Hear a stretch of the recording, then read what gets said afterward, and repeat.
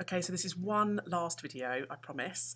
This one is just in case the design task is a storyboard for an online trailer or a trailer of any kind. Just to remind you about the conventions of trailers to make sure you get it right if you have to storyboard one in the exam. Okay, so what you're seeing is the trailer for the first season of 13 Reasons Why, a teen drama, just like the teen drama brief that you've got. You can see that the very first thing they have in their trailer is an introduction to the main characters. They come on the screen almost straight away, as well as an introduction to the location or the setting of the drama. So we see lots of shots of a school in this case. We then see some drama, some narrative enigma. We don't know why this character is crying, and immediately we get the graphic screen saying that this is a Netflix original. Now, on your storyboard, you will have it saying a cereal box original instead of a Netflix original, but it's quite nice to have near the beginning of your trailer. And then we get lots more scenes, a montage of different scenes of drama and tension, but not giving away too much about the storyline. We don't really know what's going on. We're just seeing lots of arguments, shouting, crying, and general plot twists and drama that really engage the audience and make us want to find out what's going on. Shots you're seeing are not just one scene from the drama. Shots you're seeing here are a montage of hundreds of different scenes from the whole series. This is where we get a montage of lots of other characters that are going to pop up in this series, and showing these other characters is a good way of engaging your audience, because it's more than likely with a big ensemble cast like this that there's going to be at least one that's going to appeal to your audience. Lots of TV dramas use these black screens with writing on them. The text is a good way of breaking up the trailer, but it's also a good way of giving the audience a bit more information about the show and what is going to happen.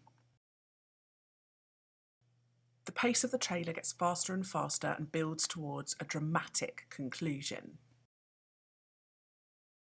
And traditionally, we always finish the trailer with the title of the show, and for a streaming site, they often put their logo right at the end to make it clear that the show belongs to them, that it's something that they created. Now, you've all seen a storyboard sheet like this before. This is the storyboard sheet that if you got a trailer to storyboard in the exam that you would get. So this is the storyboard sheet from AQA. You can see it's got the squares on it for you to draw on. There are typically 5 squares per page, and if you got this task, they would give you 2 pages of storyboard. So they would ask you to do 10 squares in total. So you need to have practiced this in advance. You've all made storyboards before, so it should be very familiar to you.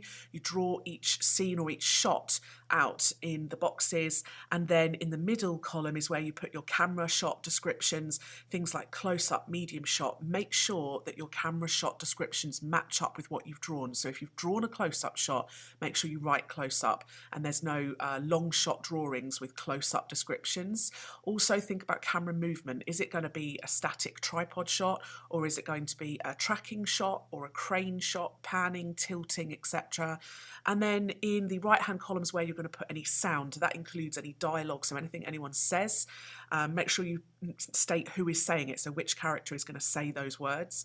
And you can also put in sound effects and the type of music you're going to have when that fades in or fades out or rises to a dramatic climax, etc.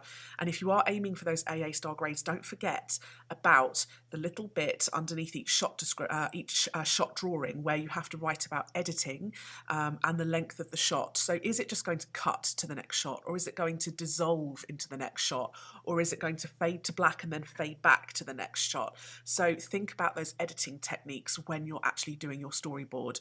This is the task where you are more than likely to want to spend longer on it than 22 minutes. It's very, very tempting. People always overrun and then they don't have enough time left for the last question. You must have practiced doing your storyboard in advance in 22 minutes, because otherwise you will never be able to come up with an idea on the spot and get it done in the time.